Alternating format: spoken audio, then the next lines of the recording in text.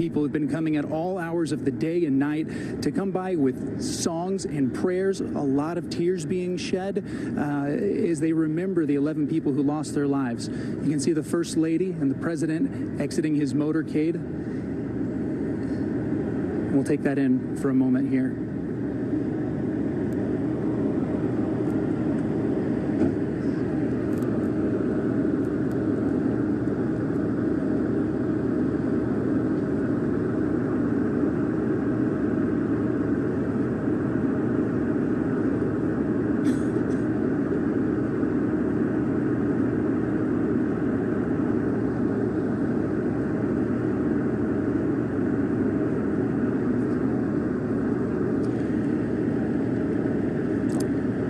Charles, as the president arrives, we can report that he and the First Lady will be going into the vestibule of the synagogue. The actual synagogue, of course, is still a very active crime scene that is being processed. They will be going into there. They will be accompanied by the Tree of Life Synagogue's rabbis, who the president has been in constant touch with over the last few days. We are told that the president and First Lady will light a candle there with the rabbis, as well as Israel's ambassador Dermer, for the 11 victims who lost their lives in this attack. And after that, we are told they will be coming back out here to this vigil, which has been growing, and they will lay stones, which they have brought from the White House, part of a traditional custom in Judaism, and they will leave white roses at the Stars of David for each of the 11 victims who lost their lives in this attack. They will be accompanied by the rabbi, who will then lead them in prayer here at this vigil. Charles. Garrett, we do, and you mentioned earlier about some resistance to President Trump's visit. We saw some protesters. Tell us about the size and scope.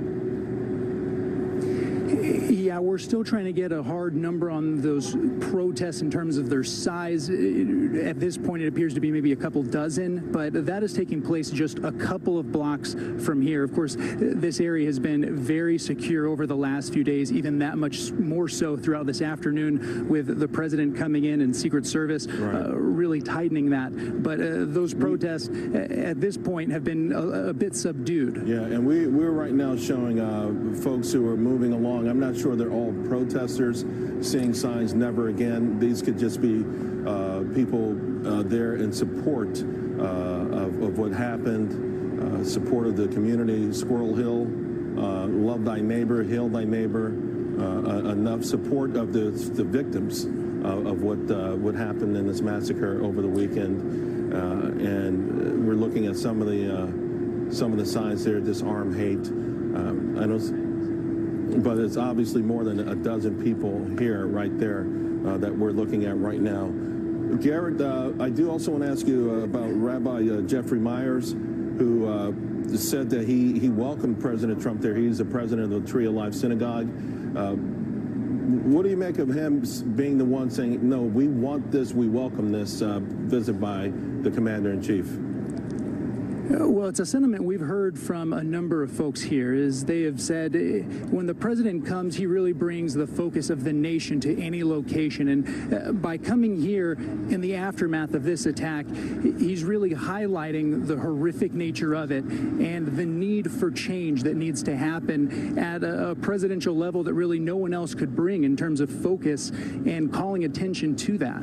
And we've heard from a number of Jewish members here that say that means a lot to them, that the president is taking the time out of his schedule, especially with the midterms coming up. He has a lot of campaign rallies going on. The fact that he's here, they feel like it makes a big statement to him. Others feel like the timing, they don't like it. They wish he would have waited a little bit longer. But it's something for many here in this community that is meaning a lot as they try to process this and work through the grieving and remember those who lost their lives. A lot of them, for some people, were just names. But for most of this community, which is very tight-knit, these were friends and family members here. And Charles, one other thing I want to point out, we just saw a few minutes ago the FBI special agent in charge who is leading the investigation into this attack. I saw him walking into the synagogue shortly after the president and first lady entered there. And of course, this is a very expansive investigation they are undertaking into this shooting. And we're told this crime scene, he described it as the most horrific crime scene he has seen in his over 20 20 years at the FBI. So with him being there, I'm sure tonight. Thank you, Bill. We do have, I think, some video of President Trump.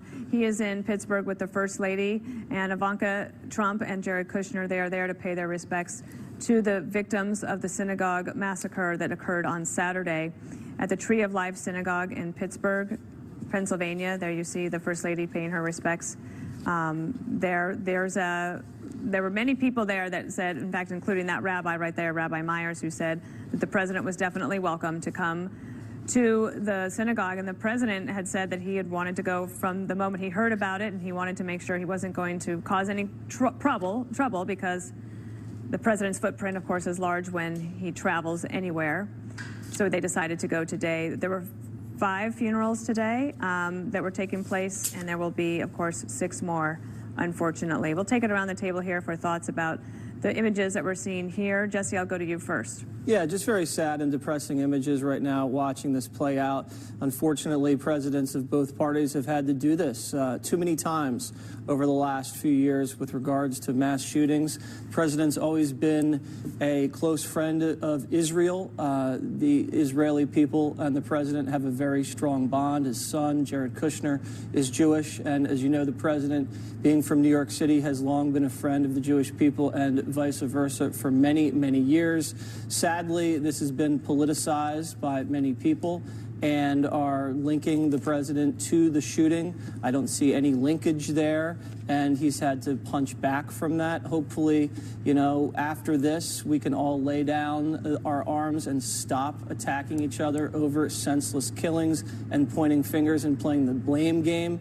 But, you know, I don't have a lot of hope for that right now. The media is obsessed with blaming the president for all acts of violence in this country, regardless of political party and motivation. So, you know, this is something the president's going to have to deal with moving forward. But I just think today is a day where we should all just step back and let him pay respects and let this community heal. Greg, it was the worst attack in American history on a Jewish community, and the president and the First Lady there with Rabbi Myers at the Tree of Life Synagogue. Yeah, I think it's important to remember the victims, but also to forget the killer. So it's, it's good that we don't mention the person's name. It's good that we don't show the face of this guy. And there has to be a way to even move to, I mean, if he should be killed, but to erase him from the world completely. Because so many times killers like these do such things for notoriety. And so what we should give them is the complete opposite, total 100% obscurity, where it's like he didn't exist. Right. Make him so he never existed. One thing that was really touching, Lisa, was the fact that the doctors there doctors and nurses that took care of the shooter that we won't name, as Greg rightly points out, they were Jewish, and they took as best care as they could of him. And one of the doctors from the Allegheny Hospital was talking about just how remarkable the Jewish community has been in Squirrel Hill. Well, and I think that's a remarkable statement of the doctor and the nurse. And I pray for the families who are laying to rest today, their loved ones. And I think that is important for President Trump to be there and say that there is absolutely no place in our society for anti-Semitism, and to denounce people like David Duke and the Louis Farrakhan's of the world. I know President Trump, as Jesse pointed out, his daughter is Jewish, his father or his son-in-law is Jewish, his grandchildren are Jewish. I think he has a special place in his heart for the Jewish community. So our thoughts and prayers are with them today as we honor them and as they are laid to rest. As we've seen in these videos, the First Lady is placing what you might not be able to see, that it's white roses that she is placing on each of those memorials there that are there for the 11 that were murdered. Juan, your thoughts? Well, it's a sacred moment, as you know, with people being buried. So I think that probably best for us to try to keep the families and obviously that community in our hearts. It's a difficult time, and it's complicated obviously by the politics, the question of whether or not the president should have gone there today, the fact that there are protests, the fact that some people had expressed concern, including, as has been widely circulated, the former rabbi of that synagogue saying that he's a purveyor of hate speech. So the question is, responsibility and the like. I mean, let it all go for now. I mean, right now it's just about I think, a sense of common humanity with people who were slaughtered in their place of worship, and it's just horrible. It makes you wonder where we are as an American people over the last week. Bombs, gunfire of this kind, also gunfire in Kentucky where 2 black people were killed by a white supremacist. It's just very upsetting time to be in America. Well, and this was at a baby naming ceremony, no less. How evil does someone have to be to carry out an attack like this in a house of worship at a baby naming ceremony? The other thing is the other people that you saw in that clip were Steve Mnuchin, he's the Treasury Secretary, and then Ivanka Trump and her husband, Jared Kushner, who are spending their these years with the president at the White House, volunteering their time and working on these issues. They traveled with the president and the First Lady today. As I mentioned, the First Lady placing white roses and the president placing stones.